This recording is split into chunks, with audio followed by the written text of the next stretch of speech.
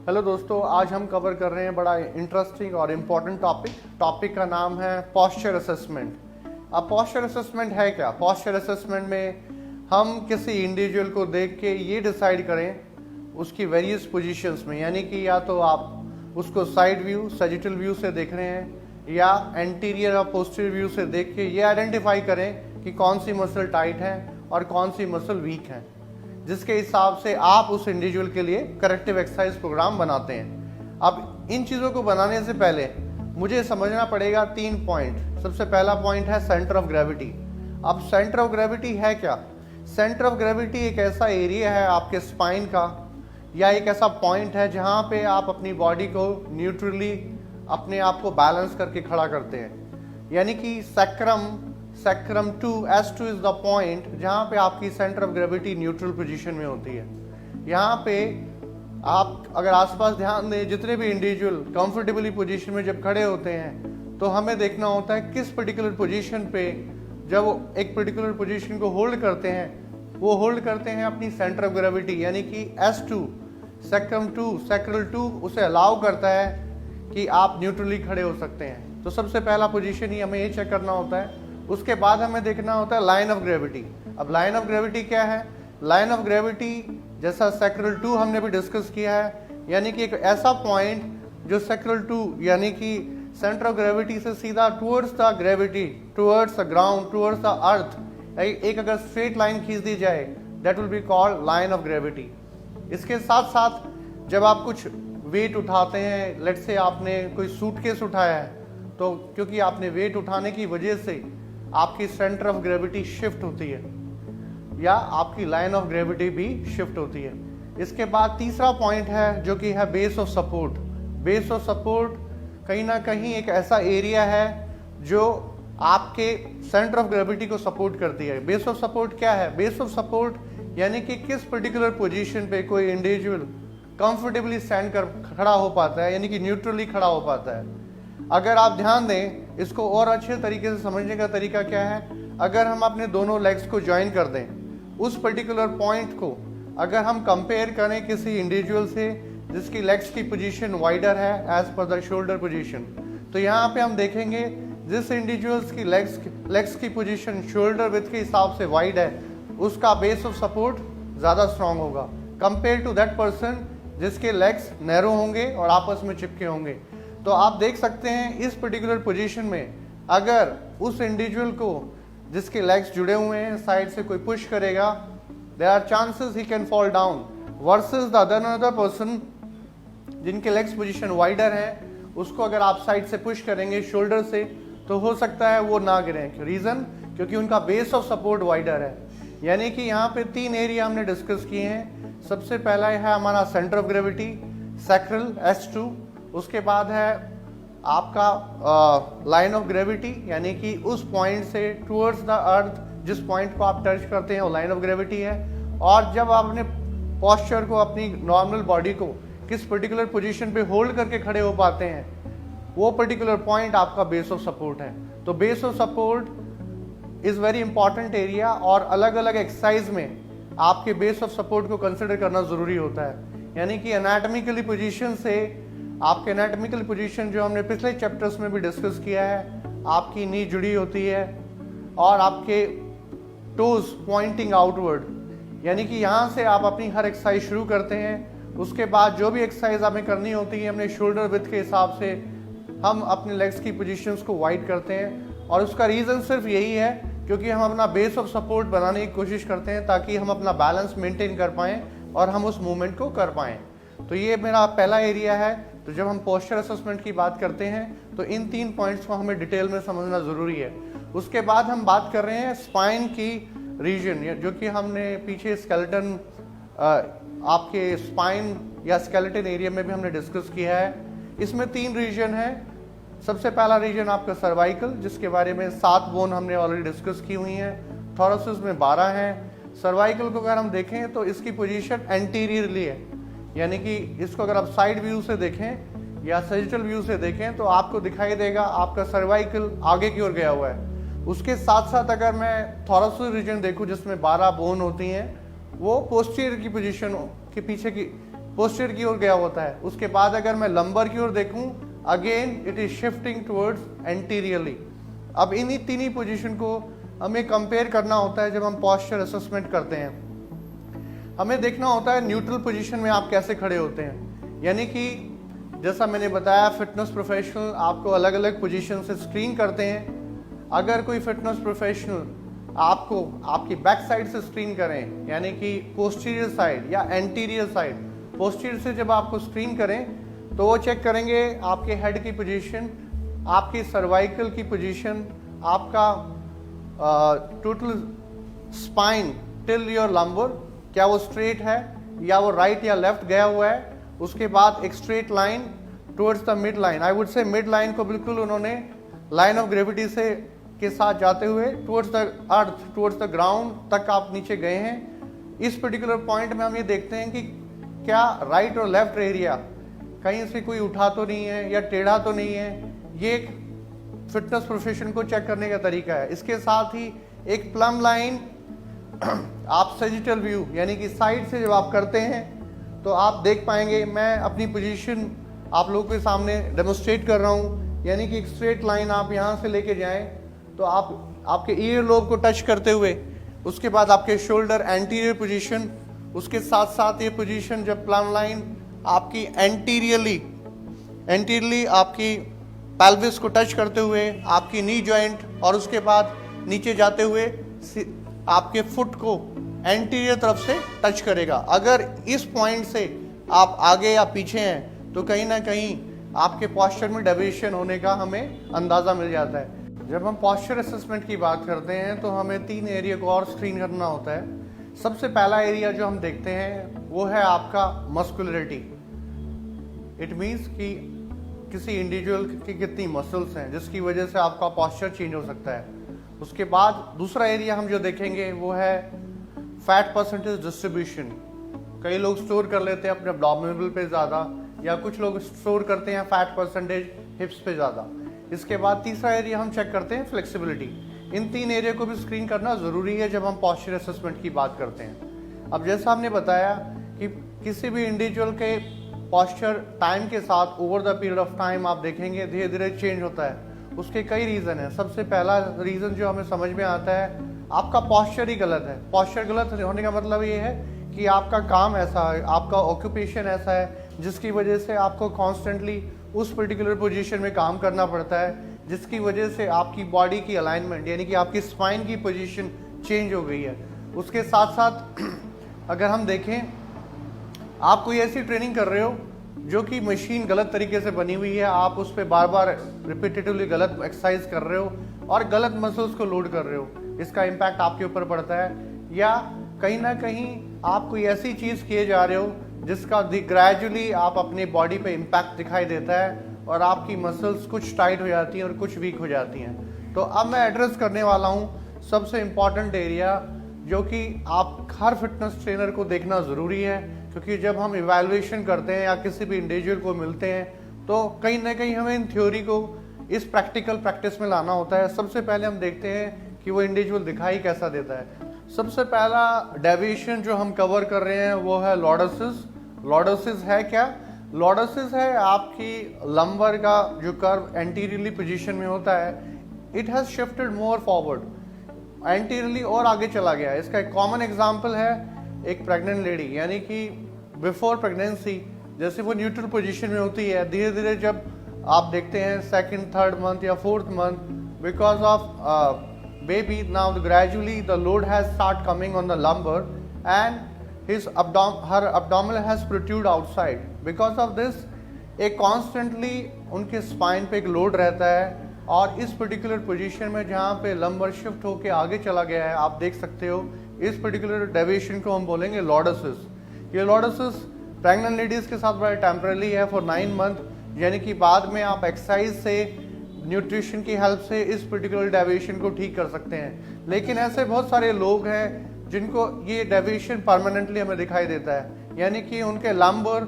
Constantly आगे चला गया है। इसका और एक सेकंड रीज़न हो सकता है कि आपने बहुत सारा फैट स्टोर कर लिया है। तो बहुत सारे लोगों की टेंडेंसी होती है to store the fat on the abdominal, जिसकी वजह से सालों साल तक वो लॉर्डोसिस पोजीशन में रहते हैं, जिसकी वजह से उनकी बॉडी में और भी कई डेविएशन दिखाई देते हैं। यानी कि सबसे पहला कॉमन एग्जाम्पल यही है जो हमें लॉर्डोसिस दिखाई देता है।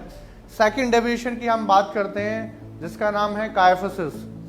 काइफोसिस क्या है?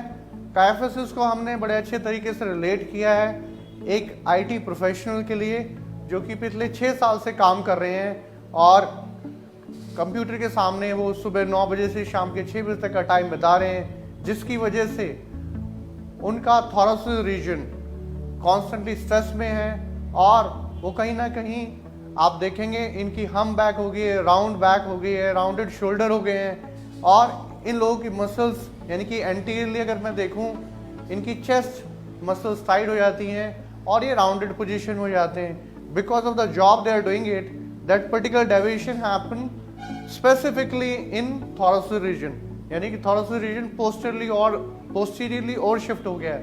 यानी कि अगर मैं ध्यान से देखूं ये एक न्यूट्रल पोजीशन है और इन लोगों को हम बोलेंगे आपके काइफोसिस, क्योंकि इन लोगों के पीछे से अगर हम ध्यान दें कहीं ना कहीं इनके पीछे आपको कुबर नजर आता है, यू कैन सी हम बैक, और कहीं ना कहीं पीछे आपको इनकी बैक राउंडेड नजर आती है। ये दूसरा डेविएशन है। इनमें कौन कौन सी मसल टाइट होंगी वो मैं अभी इनके साथ कवर करूंगा। तीसरा हमारा पोस्चर डेविएशन है जिसको हम बोलते हैं फ्लैट बैक।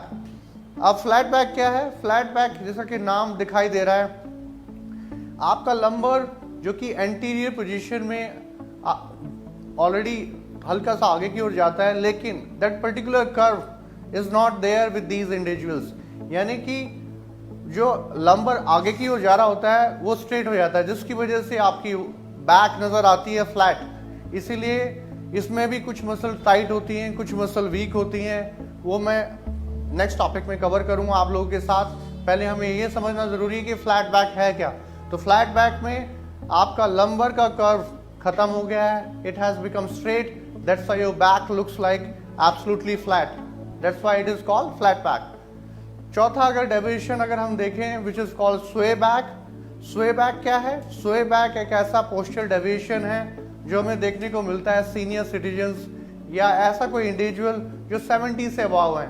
उनमें क्या होता है, उनमें आप देख पाते हैं उनकी नी की पोजीशन आगे चली गई है और कहीं ना कहीं उनका जो लंबर का कर्व है वो खत्म हो गया है। इसके साथ साथ उनके काइफोसिस से अगर हम कंपेयर करें, काइफोसिस में अपर बैक आपकी राउंडेड हो जाती है, लेकिन स्वे बैक में उसका नीचे का रीजन यानी कि कहीं ना कहीं मैं कहूँगा T10, थोरेसिस 10, थोरेसिस 12 और कहीं ना कहीं लंबर को टच करता है। इस पर्टिकुलर एरिया में आप देखेंगे उनकी बैक प्रोट्रूड हो गई है, बाहर की ओर चली गई है। यानी कि थोड़ा सा डेविएशन ये देखिए आप, बड़ा छोटा सा डिफरेंस है काइफोसिस और स्वे बैक में। अगर हम आइडेंटिफाई करना चाहते हैं, काइफोसिस में आपको डिफरेंस नजर आता है हम बैक स्कैपुलास के ऊपर आप देख सकते हैं उनके शोल्डर राउंड हो गए हैं, लेकिन जब हम स्वे बैक की बात करते हैं तो स्कैपुला से थोड़ा नीचे शिफ्ट होकर चला गया है,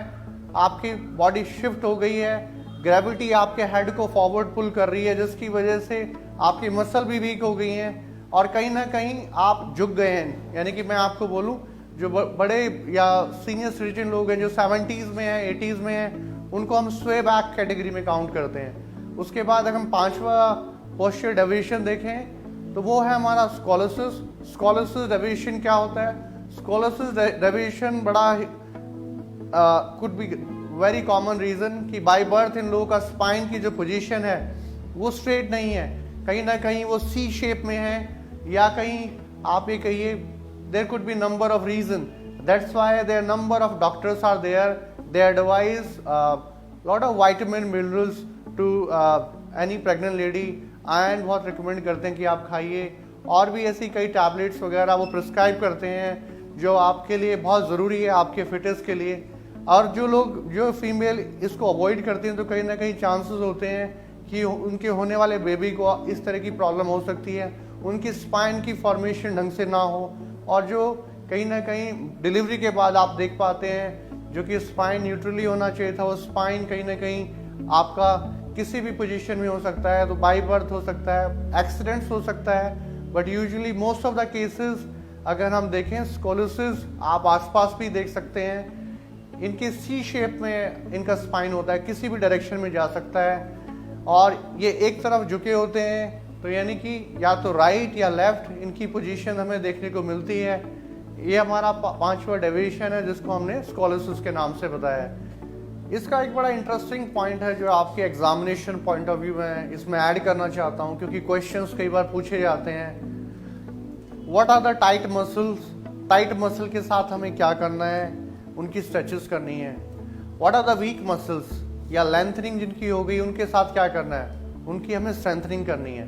ये वर्ड कॉन्स्टेंटली रिपीट किए जाते हैं जब हम पॉस्चर असेसमेंट की बात करते हैं। तो इसमें आप ये देखेंगे किसी इंडिविजुअल की अगर मसल टाइट है तो यानी कि उस मसल को आप ट्रेन नहीं करेंगे, स्ट्रेंथन नहीं करेंगे।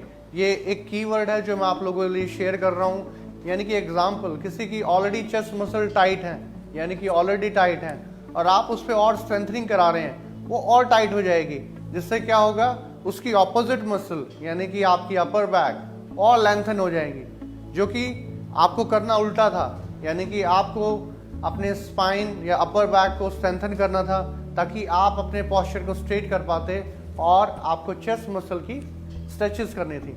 अब इसको वन बाय हम रिलेट करते हैं कि हमें क्या क्या करने की ज़रूरत होती है ताकि हम रिलेट कर पाएँ इन पोस्चर डेविएशन को ठीक कैसे करें। अब हम कवर कर रहे हैं कि लॉर्डोसिस में कौन सी मसल टाइट है, कौन सी मसल वीक है। जैसा कि हम पहले एक्सप्लेन कर पाए हैं, यानी कि लॉर्डोडिक में आपका अब्डोमिनल बाहर चला गया है, तो आप देख पाएंगे कि आपका पेल्विस एंटीरियर टिल्ट चला गया है। एंटीरियर टिल्ट की वजह से क्या हुआ है, आपकी एब्डोमिनल का रीजन लेंथनिंग पोजीशन में है, और आपकी हैमस्ट्रिंग भी लेंथनिंग पोजीशन में है। यानी कि आपका अब्डोमिनल और आपका हैमस्ट्रिंग वीक होगा। उसके साथ अगर मैं देखूं आपके हिप फ्लेक्सर कहीं ना कहीं ये पोजीशन, न्यूट्रल पोजीशन से आप आगे चले गए हो तो टाइट हो जाएंगे। तो यानी कि मुझे हिप फ्लेक्सर के साथ आप देखेंगे आपकी लोअर बैक स्पाइन वो भी टाइट हो गई है। तो मुझे इस पर्टिकुलर में इस डेविएशन को ठीक करने के लिए क्या करना पड़ेगा, आपके हिप फ्लेक्सर और आपके रेक्टस पेन इनको स्ट्रेच करना पड़ेगा, और इसके साथ साथ जो मेरी मसल लेंथनिंग हो गई है अब्डोमिनल, इसकी मुझे इसकी मुझे स्ट्रेंथनिंग करनी पड़ेगी। इसके साथ साथ मुझे अपनी हैमस्ट्रिंग की भी स्ट्रेंथनिंग करनी पड़ेगी। सेकंड डेविएशन हमारा कायफोसिस है। कायफोसिस में क्या है, आपकी chest muscle pectoral major and minor, rounded shoulder, यानी कि आप कंप्यूटर्स पे 7 से 8 घंटे काम कर रहे हैं, पिछले 5 साल से आपका काम ऐसा है जिसकी वजह से आप राउंडेड शोल्डर हो गए।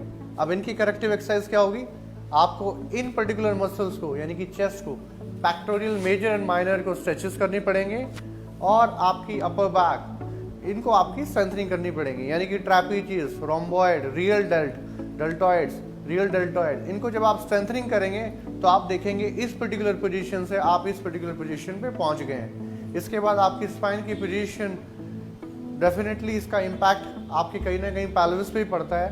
पेल्विस जो कि एंटीरियर टिल्ट पोजीशन में है, एंटीरियर टिल्ट यानी कि आपके हिप फ्लेक्सर्स जो ऑलरेडी टाइट है, टाइट के लिए क्या करना पड़ेगा, हमें इनकी स्ट्रेचेस करने पड़ेंगे। इनके जितने अच्छे स्ट्रेचेस करोगे ये पर्टिकुलर एरिया आपका it will open up. Then उसके बाद अगर आप एक्सरसाइज करेंगे so it will be the right way of loading the muscle. इसके साथ ही इसकी ऑपोजिट मसल हमारी हैमस्ट्रिंग है। हैमस्ट्रिंग की हमें स्ट्रेंथनिंग करनी पड़ेगी क्योंकि वो वीक है।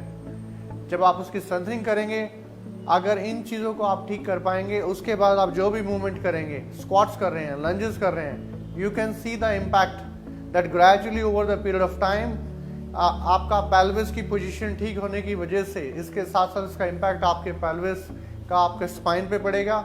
और स्पाइन में आप ऑलरेडी करेक्टिव एक्सरसाइज कर रहे हो, धीरे धीरे आप देख पाएंगे आपका काइफोसिस धीरे धीरे कम हो जाएगा और ख़त्म हो जाएगा।